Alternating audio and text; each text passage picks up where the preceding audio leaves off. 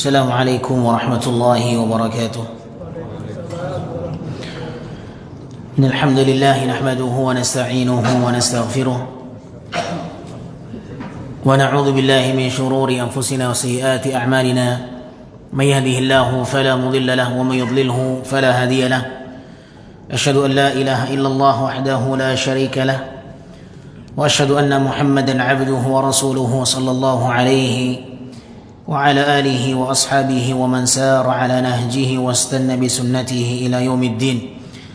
اللهم علمنا منه ما جهلنا وذكرنا منه ما نسينا وانفعنا بما علمتنا وزدنا علما ورزقنا فهما.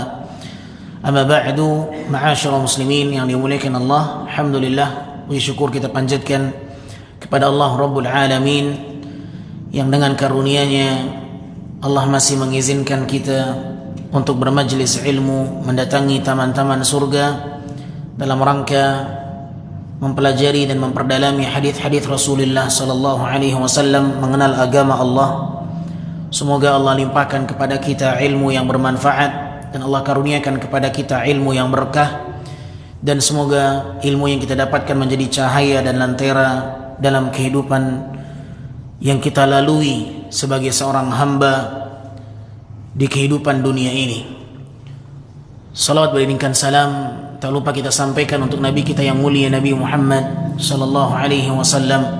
Allahumma salli ala Muhammadin wa ala ali Muhammad kama sallaita ala Ibrahim wa ala ali Ibrahim innaka Hamidum Majid, wa barik ala Muhammad wa ala ali Muhammad kama barakta ala Ibrahim wa ala ali Ibrahim innaka Hamidum Majid. Ma'asyiral muslimin Ma'asyiral muslimin yang dimuliakan Allah, kita masih menerangkan tentang hadis ancaman bagi mereka yang berjidal, ancaman berdebat dan beradu argumen, mira dan saling berselisih, al-mukhasamah, dan saling mengalahkan satu dan yang lainnya. Dan telah kita sampaikan hadis di mana Nabi sallallahu alaihi wasallam menjamin rumah di serambi surga atau di level yang paling rendah di dalam surga bagi mereka yang meninggalkan perdebatan walaupun dia berada pada kondisi yang benar. Dan Nabi sallallahu alaihi wasallam menjamin bagi seseorang dengan surga yang berada di tengah bagi mereka yang meninggalkan kedustaan, bagi mereka yang meninggalkan kebohongan walaupun dalam keadaan bercanda. Dan Nabi sallallahu alaihi wasallam menjamin surga yang paling tinggi bagi seseorang yang memperbaiki akhlaknya, liman hassana khuluqahu. Dan hadis ini dinyatakan hasan oleh Syekh Al-Albani rahimahullahu taala. Kaum muslimin yang dimuliakan Allah, hadis ini memberikan kepada kita sebuah pelajaran bahwa sepatutnya seorang mukmin menjauh dari kebiasaan berdebat. Seorang muslim tidak sepatutnya memenuhi hari-harinya dengan perdebatan-perdebatan, karena perdebatan-perdebatan ini seringkali membuat dirinya menjadi keras hatinya. Dan ini diterangkan oleh para ulama bahwa perdebatan itu seringkali membuat seseorang hatinya menjadi keras, karena perdebatan dibangun di atas kalah dan menang, dan dia mempertahankan argumentasinya, sehingga dia mempertahankan pendapatnya dengan hujjah-hujjah semampu dia. Dan inilah yang membedakan antara perdebatan dengan berdiskusi. Adapun diskusi ilmiah, ma'asyarul muslimin, maka satu hal yang terpuji, ya. Demikian halnya dewan fatwa, mereka merundingkan, mendiskusikan sebuah permasalahan agama untuk mencari solusi, mengeluarkan satu hukum dalam satu masalah. Maka ini satu hal yang terpuji, karena di situ ada niat belajar dan memperbaiki diri, mengangkat kebodohan dari diri. Adapun berdebat, maka tidak ada tujuannya untuk mencapai kepada ilmu dan kebenaran. Oleh karenanya, perdebatan ini dijanjikan kebaikan oleh Nabi SAW bagi siapapun yang meninggalkannya, menandakan bahwa perdebatan hukum asalnya tidaklah baik, ya. Bahkan meninggalkannya mendatangkan sebuah kebaikan, mendatangkan sebuah kebaikan. Bahkan Nabi SAW menjamin bagi siapapun yang meninggalkan perdebatan, walaupun dia dalam kondisi yang benar, walaupun dia dalam keadaan yang berhak untuk mempertahankan pendapatnya, tetapi dia tinggalkan perdebatan itu. Kenapa? Dia mengharapkan sesuatu di sisi Allah Subhanahu wa ta'ala. Dan ini menunjukkan bahwa seorang mukmin harus menjauh dari kebiasaan-kebiasaan berdebat, ya. Biasakan diri untuk tidak banyak berbicara yang tidak ada manfaatnya. Apalagi jelas orang yang kita ajak berbicara adalah orang yang memiliki watak dan sifat yang keras, ya. Apalagi orang yang kita ajak berbicara, lawan kita, mukhasam kita, adalah orang-orang yang dikenal memiliki watak yang keras dan sulit untuk diberikan masukan, ya. Terkhusus mereka adalah orang-orang yang pengekor hawa nafsu, hawa nafsu.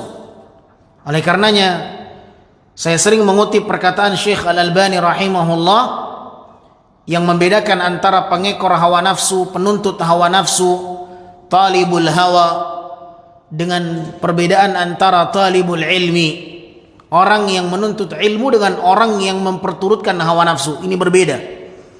Talibul hawa, seorang yang menuntut dan mengedepankan hawa nafsunya, yang mengekor hawa nafsunya, tidak akan pernah cukup disampaikan kepadanya walaupun 1000 dalil. La yakfihi walau 1000 dalil. Adapun penuntut ilmu, maka setiap ilmu yang datang kepadanya justru itu akan menjadi lentera dan cahaya yang akan dia ambil, yang akan dia terima. Oleh karenanya, di antara dampak buruknya perdebatan ini, ketika niat mereka bukan untuk mencari kebenaran, tetapi niat mereka adalah hanya sebatas untuk mempertahankan pendapat dan argumentasi mereka, maka dikhawatirkan dampak buruknya adalah mereka terjatuh kepada kesombongan. Karena apabila datang kepadanya ilmu, datang kepadanya hadis, datang kepadanya hujjah, penjelasan, keterangan, tetapi karena demi mempertahankan pendapatnya, maka dia tolak kebenaran itu, maka itulah kesombongan. Kesombongan itu dikatakan oleh Nabi SAW, batarul haq wa ghamtun nas. Kesombongan itu adalah ketika engkau menolak kebenaran dan merendahkan manusia. Itulah kesombongan.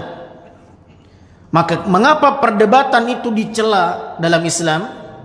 Karena perdebatan itu menggiring seseorang, menjerumuskan seseorang kepada kesombongan. Karena orang yang berdebat, dia tidak ingin menerima kebenaran dari lawan. Seringkali kebenaran yang datang, keterangan yang datang, penjelasan yang datang kepadanya ditolak hanya karena dia memiliki pendapat yang berbeda dengan lawan, sehingga dia terjatuh kepada kesombongan. Dan sombong ini adalah merupakan sesuatu yang dapat membinasakan seseorang. Tidak ada makhluk baik di permukaan bumi maupun di langit yang mereka terkena dengan penyakit sombong, melainkan mereka akan dibinasakan oleh Allah Subhanahu wa ta'ala. Oleh sebab itu, banyak orang-orang yang terjerumus jatuh ke jurang kebinasaan, jatuh pada jurang kebinasaan, diawali karena perdebatan. Ya, diawali karena perdebatan itu. Maka debat hukum asalnya tidak baik. Hukum asalnya perdebatan tidak baik. Ya, tetapi kalau berdiskusi ilmiah, ya, murni dia berdialog untuk memaparkan ilmu dan argumentasi yang di atas itulah mereka berdalil, berhukum, ya, maka ini ada sifat yang terpuji. Berbeda halnya dengan orang yang memaksakan pendapatnya, kehendak dirinya setelah jelas datangnya apa yang menyelisihi keinginannya. Oleh karenanya, ma'asyarul muslimin yang dimuliakan Allah, meninggalkan perdebatan adalah satu hal yang terpuji.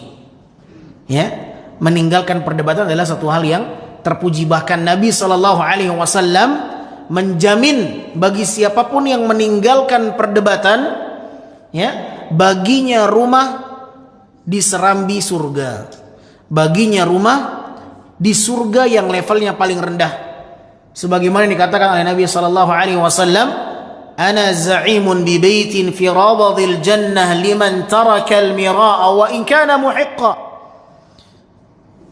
Aku menjamin bagi siapapun yang meninggalkan perdebatan, ya, walaupun dia dalam posisi yang benar, tetapi dia tinggalkan itu, maka aku akan menjamin untuknya surga yang berada di bawah levelnya.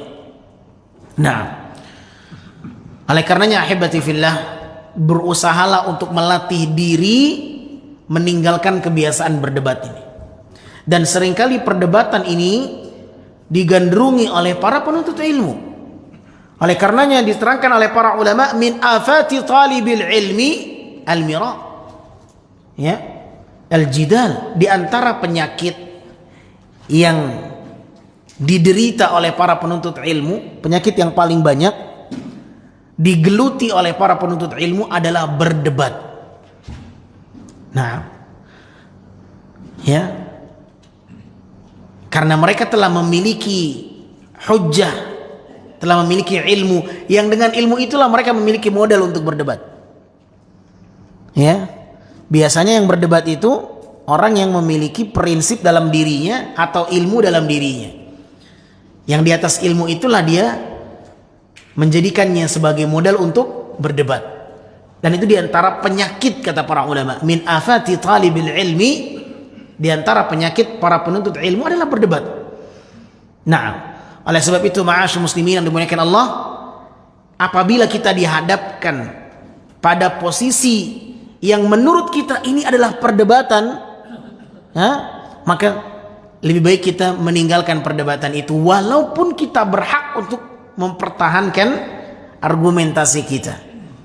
Nah, kalau seandainya kita memandang bahwa ternyata diskusi ini telah berubah menjadi perdebatan, ya, karena terkadang perdebatan itu dimulai dari pembahasan-pembahasan yang kecil, ya, hingga pada akhirnya berujung kepada perdebatan panas. Maka lebih baik Anda memilih diam, ya, memilih untuk senyum, ya, walaupun lawan telah memancing kita, lebih baik diam.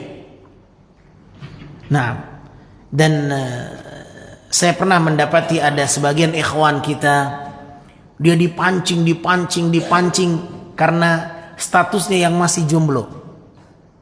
Nah, dia setiap berkumpul dalam satu majelis selalu dibully karena statusnya sebagai jomblo. Tetapi dia hanya sebatas senyum saja. Dia meninggalkan perdebatan walaupun dia dipancing. Dan ini suatu hal yang sangat mulia. Ya, jangan diladenin sudah orang-orang. Nah, apalagi sebahagian kawan-kawan kita, Masya Allah, ya, selalu menjadikan masalah-masalah yang ta'addud, poligami, sering menjadi satu hal yang diperdebatkan oleh mereka. Tetapi ini sebatas berbicara saja. Maka lebih baik dia diam saja. Nah, dan ini sifat yang sangat mulia. Ya, sifat yang sangat mulia. Tetapi kalau diladeni, akan semakin panas dan ribut itu.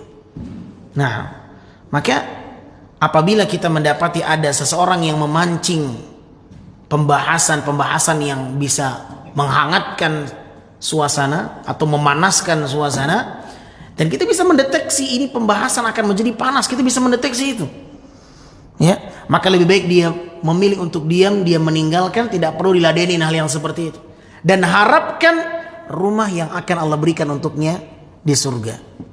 Ya, harapkan tidak meladeni saudara Anda yang memberikan pancingan-pancingan itu sebagai satu jaminan yang Nabi SAW telah menjanjikannya. Oleh karenanya ahibati fillah, berusaha untuk melatih diri tidak mudah terpancing sehingga terjadinya perdebatan-perdebatan di antara sebagian kaum muslimin.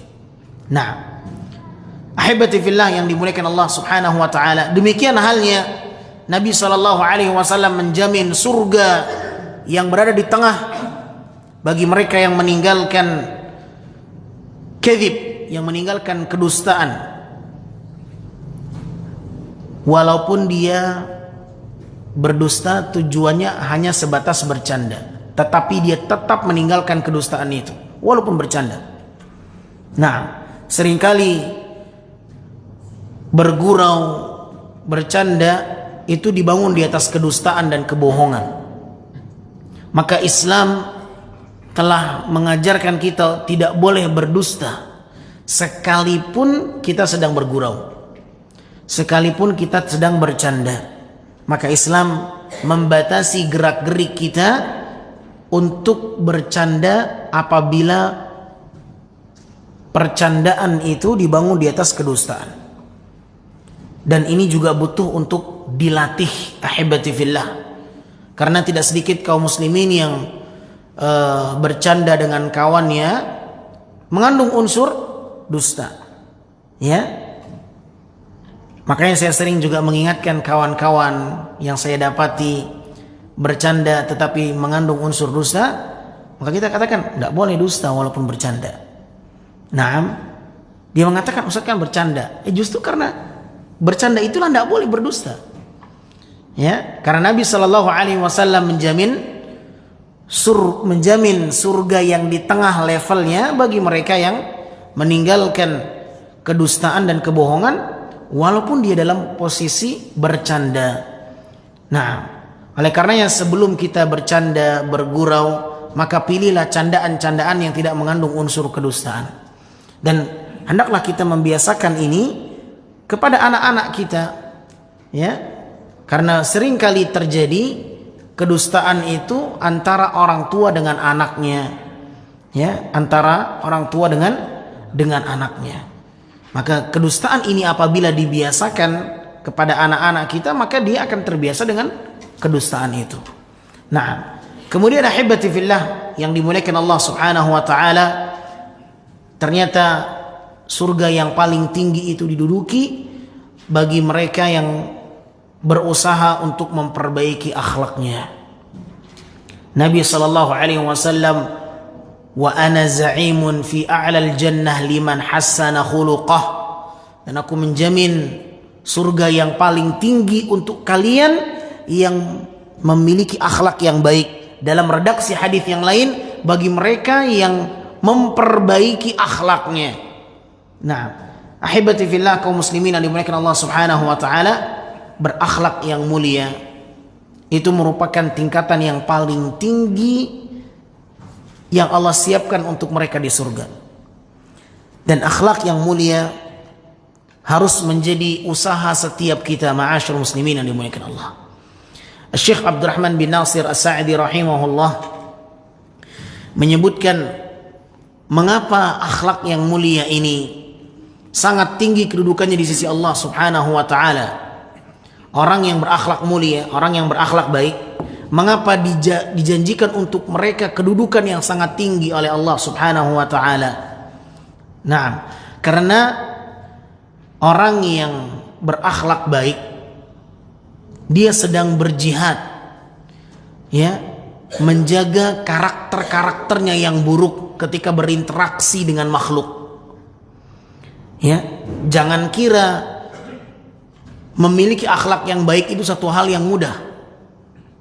Memiliki akhlak yang baik butuh jihad, butuh usaha yang kuat. Ya. Oleh sebab itu, ma'asyiral muslimin yang dimuliakan Allah Subhanahu wa taala, Nabi sallallahu alaihi wasallam pernah mengatakan di dalam sebuah hadis, "Inna min aqrabikum minni majlisan yawmal qiyamah wa ahabbikum ilayya ahasinakum akhlaqa."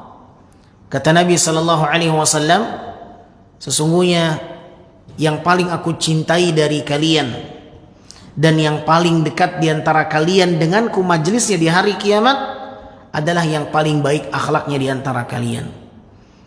Inna min ahabbikum ilayya, sesungguhnya yang paling dekat, yang paling aku cintai di antara kalian dan yang paling dekat denganku majelisnya di hari kiamat adalah yang paling terbaik akhlaknya di antara kalian.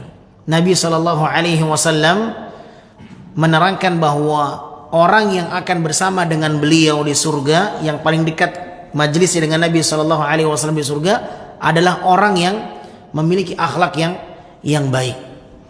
Dan Nabi sallallahu alaihi wasallam diutus oleh Allah untuk memperbaiki akhlak. Nah, oleh karenanya Syekh Abdurrahman bin Nasir As-Sa'di rahimahullah menerangkan mengapa orang yang berakhlak mulia mendapatkan kedudukan yang paling tinggi di sisi Allah Subhanahu wa taala, akan menempati surga yang paling tinggi, karena dia sedang berjuang, berusaha dengan usaha yang luar biasa untuk memiliki karakter dan akhlak yang baik, dan itu bukan satu hal yang mudah. Oleh karenanya Nabi sallallahu alaihi wasallam mengatakan, "Laisa asy-syadidu bisur'ah, innama asy-syadidu alladhi yamliku nafsahu 'indal ghadab." Kata Nabi sallallahu alaihi wasallam, bukanlah seseorang itu dikatakan sebagai pahlawan ketika dia memenangkan pergulatan dan perkelahian. Akan tapi seorang dikatakan pahlawan adalah ketika dia bisa menahan amarahnya, ya, menahan emosinya. Itulah seorang dikatakan pahlawan. Jadi pahlawan yang sesungguhnya, ya, seseorang yang dikatakan kesatria yang kuat, ya, prinsipnya bukanlah mereka yang menang dalam pergulatan, tetapi sejatinya orang yang dikatakan pahlawan, dikatakan orang yang kuat ketika dia bisa mengontrol emosinya dan amarahnya. Nah, dan orang yang bisa mengendalikan amarahnya, ini orang yang kuat, dikatakan oleh Nabi sallallahu alaihi wasallam. Berarti butuh kekuatan untuk mengendalikan emosi, butuh kekuatan untuk mengendalikan sifat amarah, ya, dan kekuatan itulah yang bisa menghasilkan akhlak yang baik, yang bisa menghasilkan akhlak yang baik. Oleh karenanya ahibati fillah, saudaraku kaum muslimin dan muslimat yang semoga dimuliakan Allah azza wajal, mengapa seseorang yang memiliki akhlak yang baik dijanjikan dengan surga yang paling tinggi tingkatannya? Karena banyak interaksi dia dengan makhluk, ya, dan dia bisa mengendalikan dirinya dengan akhlak yang baik ketika berkomunikasi, berinteraksi dengan makhluk-makhluk Allah yang lain. Dan para ulama menerangkan bahwa berinteraksi dengan makhluk itu jauh lebih banyak porsinya dibandingkan berinteraksi dengan Allah Subhanahu wa taala. Ya. Kita berinteraksi dengan Allah mungkin di dalam salat, ya, di dalam ibadah-ibadah tertentu, tetapi ketika kita berinteraksi dengan makhluk itu jauh lebih banyak. Ya. Kita berinteraksi dengan istri, berinteraksi dengan anak, berinteraksi dengan tetangga, berinteraksi dengan penjual, berinteraksi dengan pembeli, ya. Berinteraksi dengan makhluk itu jauh lebih banyak dibandingkan berinteraksi dengan Allah Subhanahu wa taala. Dan dalam porsi yang lebih banyak ternyata dia bisa mengendalikan akhlaknya, maka inilah yang membuat mereka berhak untuk mendapatkan posisi yang tinggi di sisi Allah Subhanahu wa taala, di surga yang paling tinggi. Oleh karenanya Nabi sallallahu alaihi wasallam menerangkan bahwa tidak ada yang paling memberatkan timbangan seorang hamba kelak di hari kiamat dibandingkan akhlak yang baik. Ma min syai'in athqalu fil mizan min husnil khuluq. Tidak ada yang paling memberatkan timbangan seseorang pada hari kiamat dibandingkan akhlaknya yang baik. Ya, tidak ada yang paling memberatkan timbangan seorang kelak di hari kiamat dibandingkan akhlaknya yang baik. Oleh karenanya setiap kita hendaklah berusaha untuk berjuang memiliki akhlak yang baik, perbaiki akhlak kita, bagaimana seharusnya kita berinteraksi dengan manusia, dengan istri, dengan keluarga, dengan orang tua, dengan anak, dengan tetangga, dengan jamaah, dengan kawan-kawan, dengan atasan, dengan karyawan, dengan bawahan, dengan pembeli, dengan penjual, dan masih banyak lagi. Ya, perbaiki akhlak kita, dan dengan itu kita berharap kita mendapatkan posisi yang tinggi di surga sebagaimana yang dikatakan oleh Nabi sallallahu alaihi wasallam. Ma'asyiral muslimin ahibati fillah yang dimuliakan Allah Subhanahu wa taala, ini yang mungkin bisa kita sampaikan pada kesempatan singkat di malam hari yang berbahagia ini, mudah-mudahan bermanfaat. Kurang lebihnya saya mohon maaf. Wabillahi taufiq. Subhanakallahumma wa bihamdika asyhadu an la ilaha illa anta astaghfiruka wa atubu ilaik. Wassalamu alaikum warahmatullahi wabarakatuh. Waalaikumsalam.